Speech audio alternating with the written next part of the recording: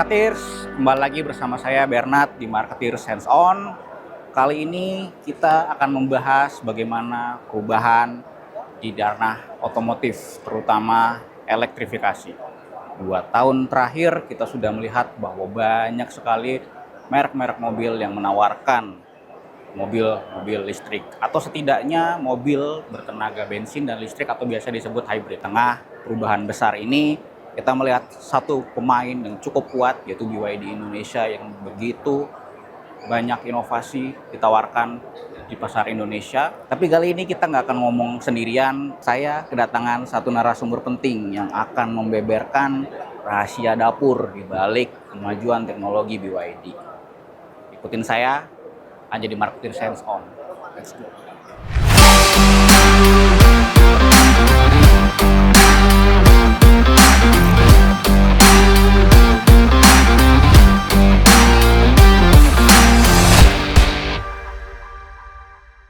Oke, Marketeers, kita sekarang sedang bersama Pak Luther Panjaitan. Halo. Ini beliau yang punya dapurnya BYD Indonesia. Waduh, kita ngomongin kenapa BYD harganya bisa murah. Nah, beliau nih yang tahu rahasia dapurnya.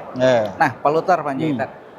Jadi kita lihat sekarang ini BYD kan penjualannya semakin luar biasa. Januari Oktober 37.600. Iya. Apa sih rahasianya?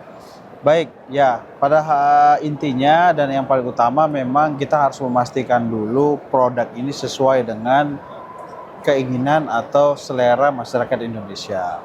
Karena dari sisi customer itu sulit untuk bisa menerima teknologi baru kalau secara produknya belum menyentuh selera atau keinginan masyarakat. Nah, saat ini BYD langsung membawa sudah dalam 2 tahun sudah sampai 7 line up, mulai dari entry level, kemudian sampai ke premium level seperti di Denza. Entry level seperti saat ini ada BYD Atto One yang tidak sampai 200 juta dan Denza yang hanya 950 juta. Salah satu key point juga memang kita mencoba karena kita ada vertical integration dari sisi produksi, jadi kita mampu mencapai level pricing yang cukup affordable kepada customer di segmen tersebut di compare dengan produk yang sejenis. Plus dia EV. Nah, apa itu vertical integration? Artinya kita memproduksi hampir keseluruhan komponen inti dari sebuah kendaraan EV seperti motor, baterai, wiring system, dan chip dan segala macam. Nah, membuat kesannya bahwa bagus belum tentu harus mahal, dan tidak mahal belum tentu tidak bagus. Nah, BYD menjawab seluruh hal itu baik dari desain, selera, kemudian dari sisi harga. Itu karena Indonesia sangat penting ya soal harga. Nah, kira-kira seperti itu secara gambaran besar. Tadi ngomongin vertical integration menarik banget Pak Luther. Vertical integration berarti kan ini perlu riset yang cukup banyak. Tadi sempat dipaparin biaya untuk riset itu justru malah di atas. Lebih besar dari net margin kita, net profit kita. Artinya kalau di Indonesia pun sama nih Pak Luther. Sebetulnya ini kan kebijakan secara keseluruhan BYD. Tentunya kebijakan tersebut menyentuh juga kondisi di Indonesia. R&D itu adalah kunci di perusahaan teknologi. Karena itu yang membuat kita lebih kompetitif dengan brand atau produk lainnya. Dan di BYD, R&D ini juga menyangkut keseluruhan proses dalam memproduksi vertical integration tersebut. Jadi contohnya, baik sisi baterai, kita juga harus memiliki R&D di mana baterai yang paling aman yang bisa kita produksi. Lalu dari sisi kendaraan, bagaimana unsur safety yang paling terbaik di kendaraan tersebut. Termasuk juga di software, mana software yang paling menarik untuk dan yang paling advance. Nah, jadi R&D itu menjadi soul dari perusahaan teknologi yang kita bawa ke kendaraan keseharian seperti di EV ini. Kalau dari 37.600 lebih tadi ya Pak, kita tebak-tebakan dulu. Kalau nebak kayaknya Atto One paling laris. Tapi sebenarnya yang paling laris apa sih Pak? Dari sumbangsinya yang paling gede model apa sih? Kita harus akui di Indonesia memang dominasi produk entry level itu masih menjadi bagian yang paling besar. Dalam hal ini di Indonesia contohnya market LCGC, City Car, ya kan. Lalu ada MPV yang 7-seater, lalu SUV. Nah, di 3 line up ini kita punya produk unggulan. Contohnya untuk entry level kita ada Atto1. Lalu untuk di MPV kita ada AM6 7 seater. Saat ini menjadi salah satu EV 7 seater yang paling reliable yang digunakan, bahkan banyak perusahaan-perusahaan atau fleet juga customer biasa. Lalu di SUV kita ada Sea Lion 7 dan Atto3. Nah, akhirnya kita mampu memenuhi di setiap segmen dan menjadi top key player. That's why pencapaian 37.000 itu juga dikarenakan strategi positioning produk yang cukup matang dari BYD. I see. Kita melihat market share ini naik cukup signifikan, paling 54%. Iya. Biasa. Sebetulnya apa sih dalam kunci memenangkan market share sendiri, Pak? Kalau lihat semakin ini tahun ini aja saya lihat sudah ada beberapa lagi yang sudah masuk. Iya. Ya, memang pertama ya saya harus akui ini tuh beyond our expectation. Ya. Salah satu kondisi yang kita riset sebelumnya sekitar 2 tahun lalu, perkembangan industri EV di Indonesia mungkin tidak sesignifikan ini. Nah, tiba-tiba sekarang per bulan lalu aja sudah mencapai 16% dari total kendaraan. Artinya hampir 2 dari 10 mobil yang kejual itu EV sekarang. Kemudian BYD bahkan bisa mencapai 54% dari total EV market share itu.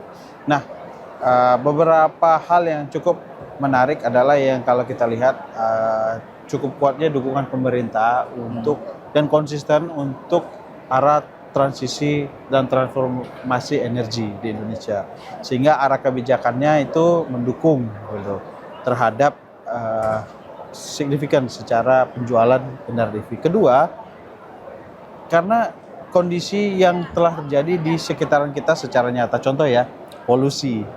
Nah, rakyat Jakarta udah mengalami sekali bagaimana polusi.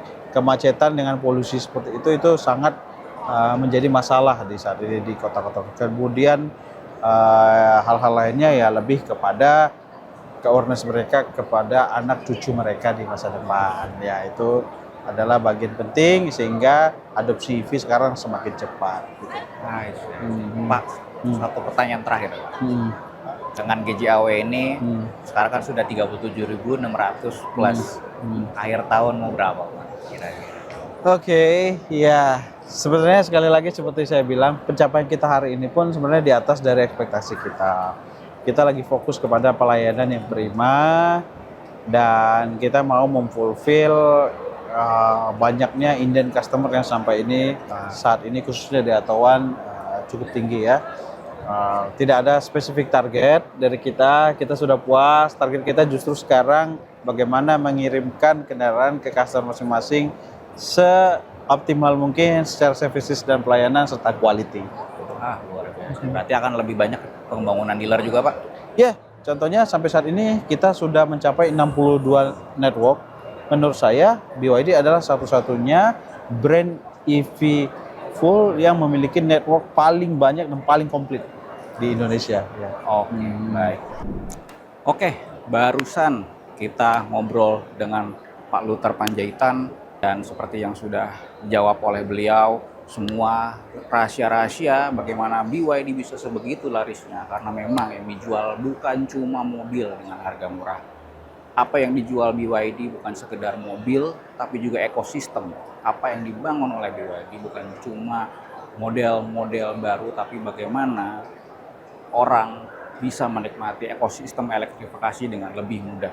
Tidak heran jika dalam periode Januari sampai Oktober 2025, jualan dari BYD sendiri tembus 37.600 lebih.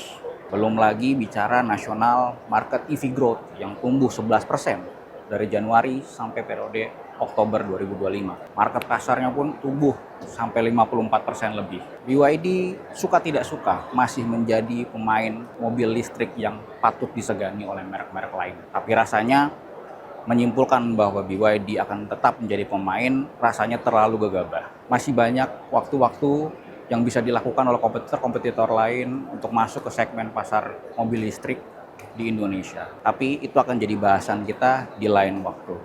Saya Bernard, kita ketemu lagi Marketeers Hands On selanjutnya. Jangan lupa subscribe, like, dan follow YouTube kami untuk video-video yang menarik lainnya. Sampai jumpa.